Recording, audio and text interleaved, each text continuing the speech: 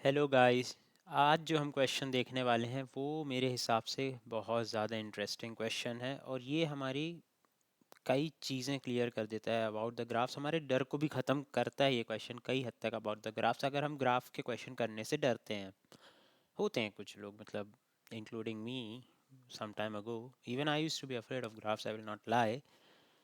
But अब हम इस क्वेश्चन में अगर आगे बढ़ें तो इस क्वेश्चन में हमसे बोला क्या गया है, there is an M into an rectangular island that borders both Pacific and Atlantic Ocean.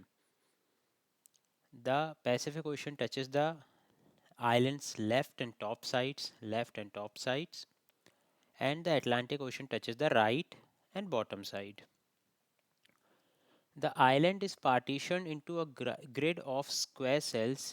You are given M into an integer matrix heights, where heights R and C, rows and column, represents above sea level. Basically वही mean sea level उनका दे दिया है हमें हर एक cell का, of the cell at the coordinate row comma col, मतलब R comma C row comma column. The island receives a lots of rain and the rainwater can flow to the neighboring cell directly north, south, east and west if the neighboring cell is less or equal to the height of the current cells. Water can flow from any adjacent cell to the ocean into the ocean, to an ocean into the ocean. Return the 2D list of grid coordinates R, C that denotes the water can flow from that particular cell to both Pacific and Atlantic Oceans. इसका मतलब ये हमसे कुछ कहा गया है कि एक आइलैंड है जो अपने राइट और बॉटम साइड से अटलांटिक ओशन से टच हो रहा है और अपने टॉप एंड लेफ्ट साइड से पैसिफिक ओशन से टच हो रहा है. इसका मतलब पहला कॉलम और पहली रो हमारे पैसिफिक ओशन से टच कर रहे हैं and last column and last row हमारे अटलांटिक ओशन से टच कर रहे हैं. और एक और चीज़ बोली है, यहाँ बारिश होती है जब, तो अब इससे इसमें ये टेंडेंसी है कि हर सेल से पानी हर ओशन की तरफ जा सकता है, मतलब चारों डायरेक्शंस में जा सकता है. तो हमें ये निकालना है कि वो कौन कौन से सेल हैं जिनका पानी हमारा अटलांटिक और पैसिफिक ओशन दोनों में जा सकता है. उसकी कंडीशन क्या होनी चाहिए कि उस सेल से जो एडजेसेंट सेल्स हैं उनमें पानी जब ही जाएगा जब या तो वो उससे छोटे हों, यानी कम हाइट पे हों, या बराबर हाइट पे हों. तो अब इसके हम कुछ एग्जांपल्स अगर यहाँ देखें तो जैसे ये 5 है, इस 5 का पानी पूरा पूरा का पूरा लेफ्ट साइड भी जा सकता है, मतलब पैसिफिक में यहाँ से भी जा सकता है. यहाँ से तो ऑब्वियसली जा ही सकता है क्योंकि वो डायरेक्टली टच हो रहा है. यहाँ से भी अटलांटिक में जा सकता है और ऐसे ऐसे करके भी यहाँ से भी अटलांटिक में जा सकता है, क्योंकि सारे या तो इससे छोटे हैं या तो बराबर हैं. नहीं नहीं, यहाँ से नहीं जा सकता, सॉरी, क्योंकि यहाँ से यहाँ जाएगा फिर ये इससे बड़ा हो जाएगा तो यहाँ अटक के यहाँ से यहाँ चला जाएगा. लेकिन इस डायरेक्शन में तो इजीली जाएगा क्योंकि 5 से 3 पे आया, फिर 3 से 2 पे गया. अब 2 का अगला 2 के बराबर ही है तो 2 से फिर से वहाँ चला गया, और 2 से 1 तो छोटा ही है तो ऐसे सीधा चला गया. लेकिन यहाँ नहीं जाएगा, यहाँ से ऐसे अटलांटिक में जाएगा. तो इसका एक आंसर तो हमारा ये वाला सेल होगा हमारे लास्ट रो का, 1 2 0 1 2 फोर्थ. तो 4 कॉमा 0 एक आंसर तो है ही. हम 4 कॉमा सॉरी 0 कॉमा 4 0 कॉमा 4 तो एक हमारा आंसर है ही इसका. और ऐसे ही हमें अलग अलग ऐसे सेल्स निकालने हैं जिनका पानी अटलांटिक और पैसिफिक ओशन दोनों में जा सकता है. कंडीशन क्या है, एडजेसेंट सेल छोटा होना चाहिए, फिर उसका एडजेसेंट सेल उससे छोटा होना चाहिए कि इसका पानी उसके थ्रू यहाँ पहुँच जाए. जैसे ये 5 है, इसके तो सारी एडजेसेंट्स यहाँ से आप इस डायरेक्शन में देखो, 5 से 4 छोटा है, फिर 4 से 2 छोटा है, तो 5 का पानी 4 पे जाएगा, फिर 4 से पानी 2 पे जाएगा और 2 से पानी पैसिफिक में भी चला जाएगा. 5 से 3 पे जाएगा, 3 से 2 पे जाएगा क्योंकि 2 3 से छोटा है, और फिर पैसिफिक में चला जाएगा. या तो 1 पे जाएगा और 1 1 के बराबर है तो 1 से 1 पे चला जाएगा पानी, क्योंकि इक्वल होना चाहिए, लेस देन और इक्वल. तो 1 1 से 1 1 के बराबर ही है या छोटा है और इससे नीचे गया, और फिर 1 से सीधा अटलांटिक. 5 से 3 पे जाएगा, ऑब्वियसली 1 3 से बहुत छोटा है तो 3 से 1 पे जाएगा पानी और फिर अटलांटिक. पर इस क्वेश्चन को करने के लिए हम उल्टा भी आ सकते हैं. हम ये चेक कर सकते हैं कि हमारा जो अगला सेल है वो पिछले सेल से छोटा ना हो. कैसे, मैं क्या बोल रहा हूँ, क्योंकि देखो वो सेल्स अगर हम पकड़ें जिनका पानी डायरेक्टली ओशन में जाने ही वाला है, किसी भी ओशन में, अटलांटिक हो या पैसिफिक, तो ये वाले सेल हो गए बाउंड्री के सारे. अब इनसे अंदर की तरफ आना चारों डायरेक्शंस में ज़्यादा आसान है। क्यों? क्योंकि अब हमें सिर्फ ये चेक करना है कि प्रीवियस सेल जो है वो इस वाले से बड़ा हो। बड़ा होगा तो इसका पानी उस पे जाके उसके ओशन जिससे वो टच हो रहा है वहाँ पे तो चला ही जाएगा। तो हम इसमें दो ओशंस में अलग अलग मेथड चलाएंगे, मतलब सेम मेथड को अलग अलग बार चलाएंगे, हमारा DFS भी और BFS भी। पहले DFS से करते हैं, फिर उसको ही मॉडिफाई करके BFS से करेंगे। तो इसके कारण हमें दो ओशंस के विजिटेड बनाने पड़ेंगे कि क्या हमारा विजिट पैसिफिक कर सकता है, एक बुलियन ऑब्वियसली, एंड 2D है तो 2D बुलियन, और एक और हमें बनाना पड़ेगा, सेल को चेक करना है अटलांटिक के लिए भी, तो क्या हमारे उस सेल से पानी अटलांटिक की तरफ विजिट कर सकता है, अगेन 2D बुलियन। तो आइए इस क्वेश्चन की तरफ आगे बढ़ते हैं, और हमारे first column and first row के जो रिकर्सिव रहेंगे हम वो पैसिफिक के लिए DFS लगा देंगे और BFS भी पैसिफिक के लिए लगा देंगे, और जो last column and last row रहेगी उनमें जो DFS एंड BFS लगेगा वो अटलांटिक के लिए लग जाएगा। और वो सेल्स जिनके लिए दोनों ही विजिटेड ट्रू आ रहे होंगे, मतलब अटलांटिक एंड पैसिफिक दोनों ही ट्रू आ रहे होंगे, वो हमारी इस लिस्ट में in the form of list add हो जाएंगे ऑफ x, y, एंड वो रिटर्न हो जाएंगे। सिंपल है। आइए आगे बढ़ते हैं अब। तो फिर से मैं ऐसे ही पब्लिक बुलियन में, क्योंकि मेरे को रेफरेंस नहीं देना अच्छा लगता है, क्योंकि अगर मैं इसको अंदर दूंगा इंट रो कॉमा कॉलम, अंदर दूंगा रो इज इक्वल टू हाइट्स का लेंथ, फिर हाइट्स के फर्स्ट डायमेंशन का लेंथ, ऐसे, तो मुझे जब मैं DFS और BFS के रिकर्सिव मेथड बनाऊंगा तो मुझे वहाँ पे एज ए रेफरेंस इंटीजर इनको देना पड़ेगा। इससे अच्छा यहीं दे दो, बहुत अच्छा रहता है। तो पब्लिक इंट रोज कॉमा कॉल्स,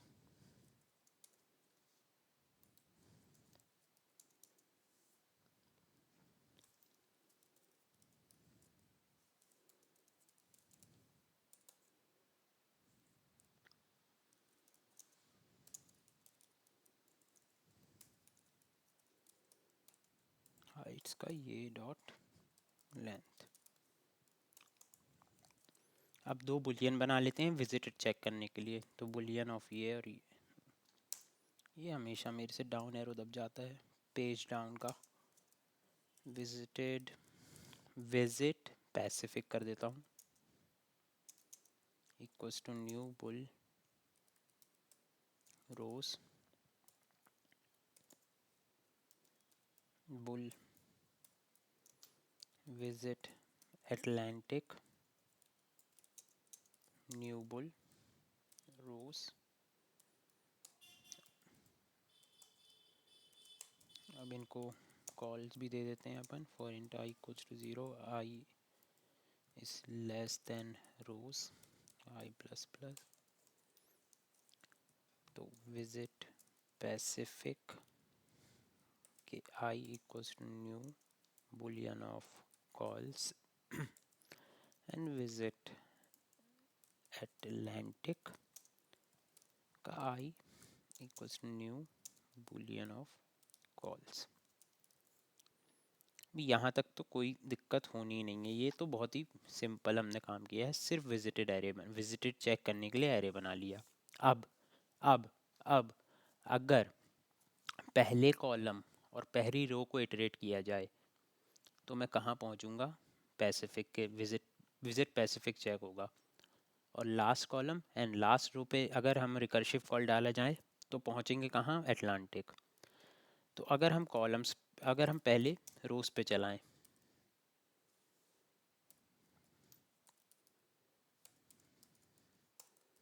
और रिकर्सिव मेथड को अगेन मैं सॉल्व ही नाम दे देता हूँ। अब अगर मेरी रो पे रिकर्शन चल रहा है, रो चेंज हो रही है लगातार, और कॉलम अगर पहला है, कॉलम अगर पहला है तो मेरा विजिट पैसिफिक चेक होगा, ठीक है। तो आई कॉमा पहला कॉलम और मेरा विजिट पैसिफिक चेक के लिए हाइट्स हमारा एरे, और हाइट्स का हमारा करंट एलिमेंट जहाँ से हम चालू करेंगे कि हमारे पीछे के जो एलिमेंट्स हैं वो इससे बड़े हैं या नहीं, तो हमारा आई कॉमा 0। और दूसरा, अब हमारा रोज में ही कौन सा वाला होगा, रोज में ये वाला होगा, लास्ट कॉलम के लिए, लास्ट कॉलम के लिए रो बदलेगी तो उसमें हम एटलांटिक चेक करेंगे। तो रो बदल रही है और लास्ट कॉलम है तो कॉल्स -1 इंडेक्स वाला कॉलम है, विजिट एटलांटिक। हाइट्स, और हाइट्स का आई कॉमा कॉल्स -1। अब ऐसे ही हम कॉलम्स के वेरिएशन पे डाल देते हैं, पहली रो और आखिरी रो के लिए। तो पहली रो के लिए विजिट पैसिफिक मार देंगे और आखिरी रो के लिए विजिट एटलांटिक मार देंगे। तो int I equals to 0, I is less than columns I plus plus. तो सॉल्व, तो डीएफएस मार देंगे हम किसके लिए, पहली रो के लिए पहले। तो पहली रो पे क्या है, पैसिफिक विजिट हो रहा है। हाइट्स हमारा रेफरेंस, हमारा आइलैंड, और हमारा ये वाला सेल जिसके मीन सी लेवल से हम चेक करते रहेंगे कि बाकी के मीन सी लेवल ज़्यादा होने चाहिए, तभी उनका पानी बह के इस तक आएगा। तो 0 और आई, और एक और सॉल्व मार देंगे। तो इस बार हमारा क्या होगा, लास्ट रो है तो रोज -1 काउंट की रो हो गई ये वाली, 5 रो हैं तो चौथे इंडेक्स वाली रो हो गई। अब उसके लिए हर एक कॉलम, तो ये वाला ये वाला ये वाला ये वाला ये वाला कॉलम वेरी करेगा, रो वही रहेगी, विजिट एटलांटिक हाइट्स, और हाइट्स का, और ये वाला मतलब सेल, हर एक बॉर्डर का सेल फॉर रेफरेंस।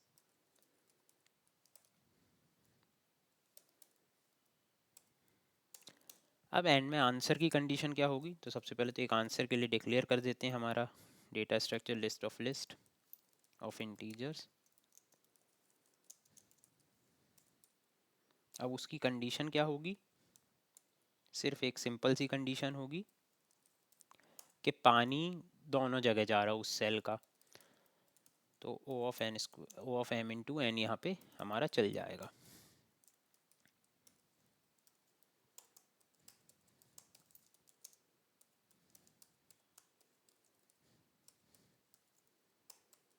तो अगर दोनों visit Pacific and visit Atlantic एक पर्टिकुलर सेल का दोनों ही ट्रू होगा तो उसको आंसर में ऐड कर देंगे। तो visit Pacific of i comma j है, एंड एन विजिट एटलांटिक भी है ऑफ आई कॉमा जे है, दोनों है। तो आंसर में उसको ऐड कर दो।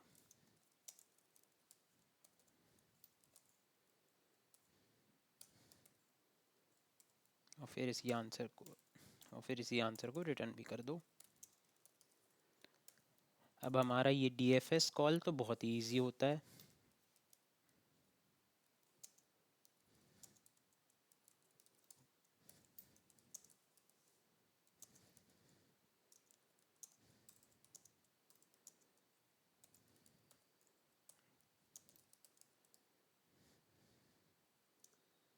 और अपना इंटीजर है, आइलैंड इंटीजर का 2D ग्रिड है,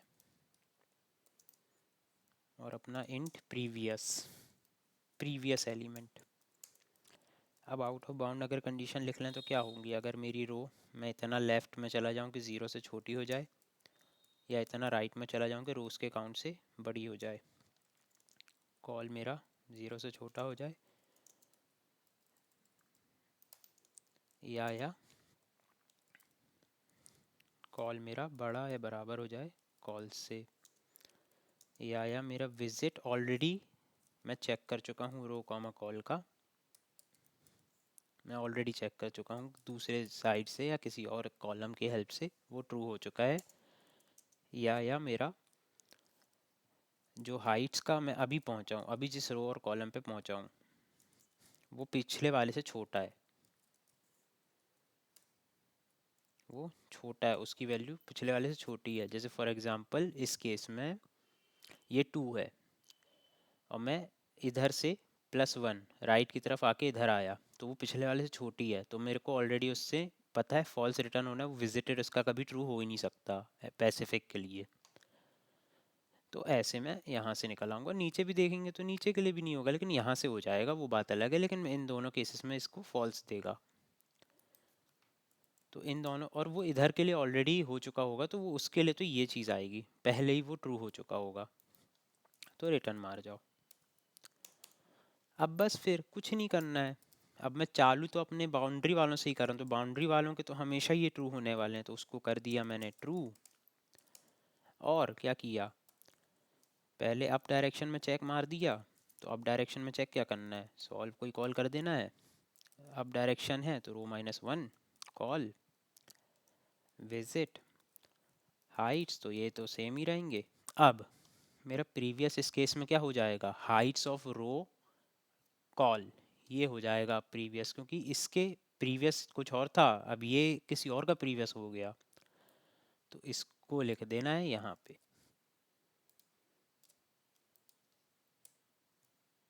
अब मैं चला जाता हूँ डाउन, तो इसको ही कॉपी मारता हूँ, कुछ है ही नहीं इतना, इसको कॉपी मारेंगे। अब नीचे जाना है तो रो बढ़ जाएगी नीचे जाने में, बस बाकी सब सेम रहेगा। अब मैं जाता हूँ लेफ़्ट, तो कॉलम कम हो जाएगा बस, तो इसको ऐसे ही रहने देंगे, इसको कर देंगे -1, तो एक कॉलम कम हो गया।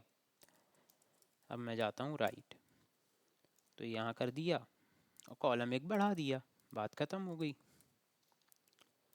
और हाँ, माफ़ कीजिएगा, मैंने स्टार्टिंग में जो बोल दिया था कि यहाँ मुझे एज अ रेफरेंस देना पड़ेगा, एज अ रेफरेंस नहीं देना पड़ेगा, रेफ इंट, माय बैड। मुझे एक्चुअली यहाँ पे int rows and int columns अलग से दो वेरिएबल्स देने पड़ेंगे, इसलिए उनको पब्लिक बना देता हूँ कि कितने भी मेथड लगें, कंपैरिजन तो इनसे ही होना है आउट ऑफ बाउंड का, तो वो ऐसे ही हो जाए। बाकी रेफ इंट रेफ कॉल इसमें नहीं लगेगा, वो तो वो होता है जिसकी वैल्यू वेरी कर रही है इंटीजर की, वो एज अ रेफरेंस दिया जाता है, माय बैड। तो अब मैं चेक करूं तो सब हो चुका है। अब मेरे हिसाब से यहाँ भी कंडीशंस मैंने लिख दी हैं, अब मुझे ये रन करना चाहिए, कहीं बस स्पेलिंग मिस्टेक ना हो, नहीं तो ये रन हो जाना चाहिए। इतना कुछ खतरनाक नहीं था, बस एटलांटिक और पैसिफिक के लिए अलग से करना था। ओके, लाइन 15 में, ओ ये, तो पैसिफिक और अटलांटिक के लिए अलग अलग इटरेशंस चलाने हैं और कुछ नहीं करना, ये देखिए चल गया। और इसकी टाइम कॉम्प्लेक्सिटी की बात करें तो यही हो जाएगी अपनी m/n, क्योंकि दोनों के लिए कॉल हो रहा है और हर एक सेल के लिए तो एक बार चलेगा, तो इसकी तो O(1) हो जाएगी, तो O(m)(n) हो जाएगी, m(n)(1), तो O(m)(n) हो जाएगी, यानी रोज इनटू कॉलम्स। अब इसको सबमिट भी कर देंगे तो मेरे हिसाब से सबमिट भी हो जाएगा, इतना कुछ बहुत इसमें ख़तरनाक तो था ही नहीं, और बढ़िया 100%। अब इसकी टाइम कॉम्प्लेक्सिटी वही m(n) होगी मेरे हिसाब से, O(m)(n), वही रोज इनटू कॉलम्स, हर रो और हर कॉलम के लिए एक एक कॉल लग रहा है। अब आइए इस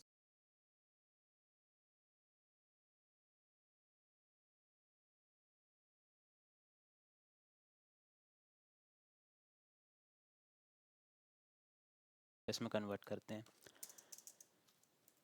तो BFS के लिए एक चीज़ जो हमें हमेशा लगती है वो क्या है, क्यू। तो मैं इस केस में क्यू ऑफ टपल्स बनाऊंगा, और हमेशा इस केस में बस अटलांटिक और पैसिफिक का अलग अलग भी बनाऊंगा। तो queue for Pacific equals to new, और क्यू ऑफ टपल अगेन मतलब पेयर का x, y के लिए क्यू ऑफ अटलांटिक, कि अटलांटिक में जो जो जिस जिस एलिमेंट जिस जिस सेल का पानी अटलांटिक में जा सकता है उसका क्यू बना रहा हूँ।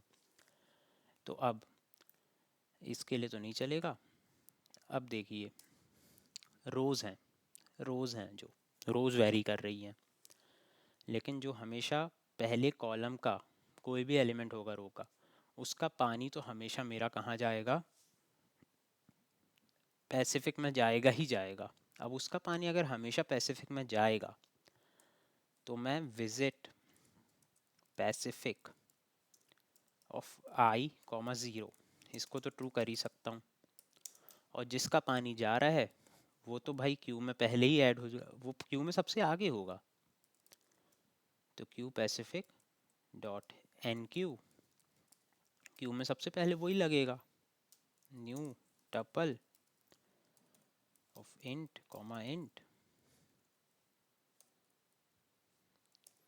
ऐड कर दो आई कॉमा 0,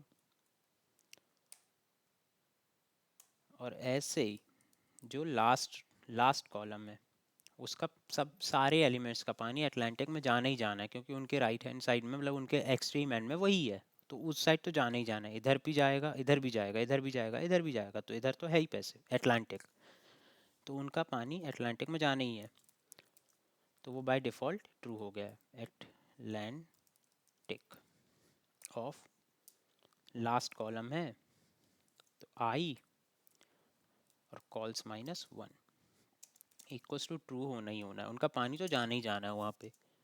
तो क्यू ऑफ एटलांटिक में सबसे पहले एन क्यू होंगे वही लोग, तो उनका पानी तो एटलांटिक में जाएगा ही जाएगा। तो इसको कॉपी करते हैं new tuple of int comma int और इसकी जगह कर देते हैं कॉल्स -1, इनका पानी जाना ही जाना है। अब इधर आए हम नीचे, अब हमारा वेरी कर रहे हैं कॉलम, पहली रो और लास्ट रो के लिए देख रहे हैं, तो जो पहली रो होगी उसका हमेशा विजिट पैसिफिक ट्रू हो गई होगा, तो इन दोनों को ही कॉपी करता हूँ, बस अल्टा पल्टी करनी है और कुछ नहीं करना। तो ये 0 कॉमा आई हो जाएगा आई कॉमा 0 की जगह, क्यों? क्योंकि मेरी पहली रो है, कॉलम्स वेरी कर रहे हैं और विजिट पैसिफिक तो होना ही होना है उसका ट्रू 0 कॉमा आई का। और यहाँ पे भी वही अल्टी पल्टी करनी है, लास्ट कॉलम लास्ट सॉरी रोज -1 है, लास्ट रो है और कॉलम वेरी कर रहा है, तो उसका पानी तो जाना ही जाना, उसका पानी हमेशा फ्लो होके जाएगा ही जाएगा अटलांटिक ओशन में, क्योंकि लास्ट रो से सीधा लगा हुआ है अटलांटिक ओशन, तो छोटा एलिमेंट हो 1 हो या फिर 5 हो, पानी जाना ही जाना है। तो रोज -1 मतलब 5 हो या जितनी भी, कितना कंस्ट्रेंट था मैं भूल गया, कंस्ट्रेंट कितना भी हो सकता था, 10⁵ तो 0 हो या 10⁵ हो, मेरे को 5 याद आ रहा था, तो 10⁵ हो, जाना ही जाना है उसका पानी। तो रोज -1 कॉमा आई, तो ये तो सेम रहेगा, इसमें तो कोई दिक्कत आएगी नहीं, आंसर तो ऐसे ही आएगा ना जिसका दोनों ट्रू है, बस यहाँ पे थोड़ा हम फेरबदल कर देते हैं। और यहाँ पे अब हम यहाँ ये नहीं दे रहे हैं, अब हम यहाँ सीधा अपना क्यू दे दे रहे हैं।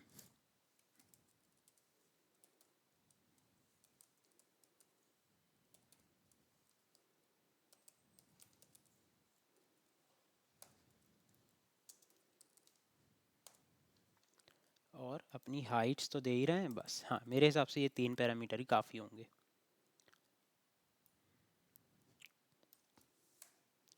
तो जब तक क्यू का काउंट,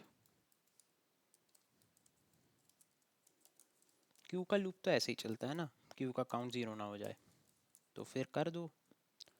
तो पेयर निकाला हमने, मतलब काउंट 0 नहीं करना, डी क्यू करना है, अभी तो बहुत सारे एलिमेंट्स हैं हर एक क्यू में, ये तो हेल्दी हेल्दी क्यू आ गए हैं, क्यू पहले ही बहुत लंबी थी। तो इंट रो हो जाएगा जो मेरा, वो हो जाएगा पेयर का आइटम 1, कॉल हो जाएगा पेयर का आइटम 2। अब वही इंटीजर 2D इंटीजर एरे बना दिया, कनेक्टेड है जो इनसे उनका 4, और ये तो कनेक्टेड का जो 0 होगा वो जाएगा एक नया इंटीजर रो +1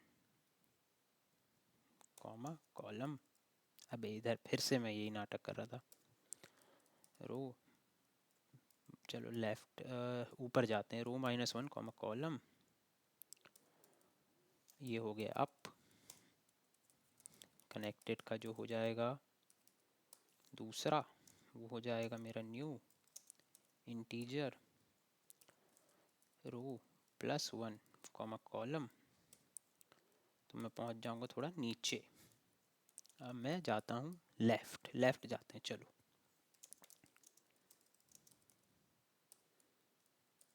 तो रो तो वही रहेगी, कॉलम एक से कम हो जाएगा तो हो जाएगा लेफ्ट। अब चलो राइट जाते हैं, तो ये हो जाएगा न्यू इंटीजर 2D मतलब 2 एलिमेंट्स का रो कॉल प्लस 1, पहुंच गए राइट। चारों दिशाओं में चल दिया। तो फॉर ईच, चारों दिशाओं में चेक कर लो, for each integer array next in connected. अब वही आउट ऑफ बाउंड कंडीशंस पहले चेक कर लो, लेकिन पहले फोड़ तो लो। तो int next row equals to next का 0, next column equals to next का दूसरा एलिमेंट मतलब 1।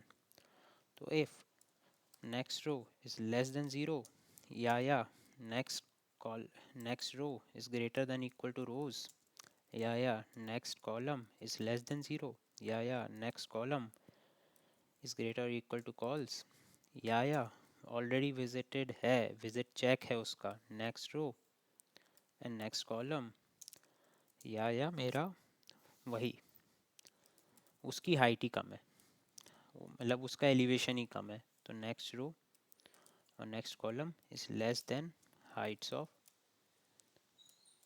रो कॉमा कॉल। तो कंटिन्यू कर दो कि भाई नहीं, इससे अब क्या ही चेक करना, और ये सब नहीं था तो क्या करना है, क्यू में एन क्यू कर देना है टपल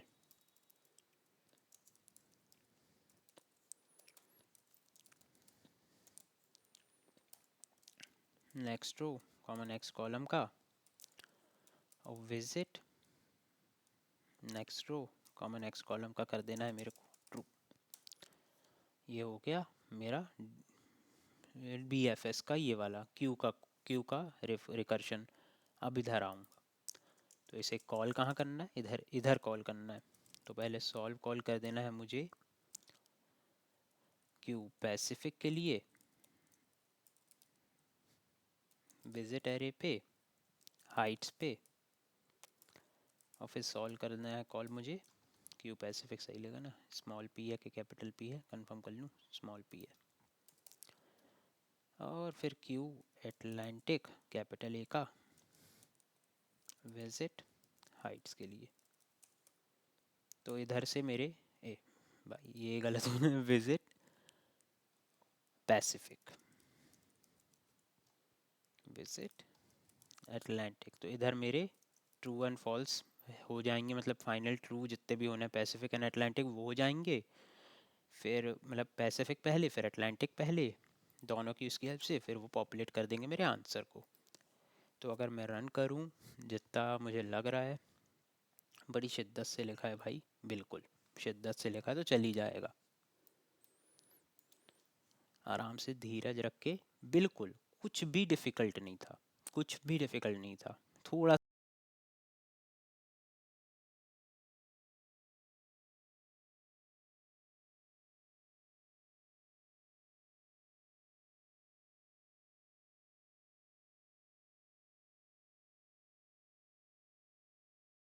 कुछ सीखने मिला हो। काफ़ी इंटरेस्टिंग क्वेश्चन है, मेरे को बहुत पसंद है ये क्वेश्चन पर्सनली। अगर आपको इस क्वेश्चन से कुछ सीखने मिला हो तो please do like share and subscribe and also put down a comment, and मैं ऐसे वीडियोस लाता रहूँगा। जब तक के लिए thank you, bye bye and stay tune, bye.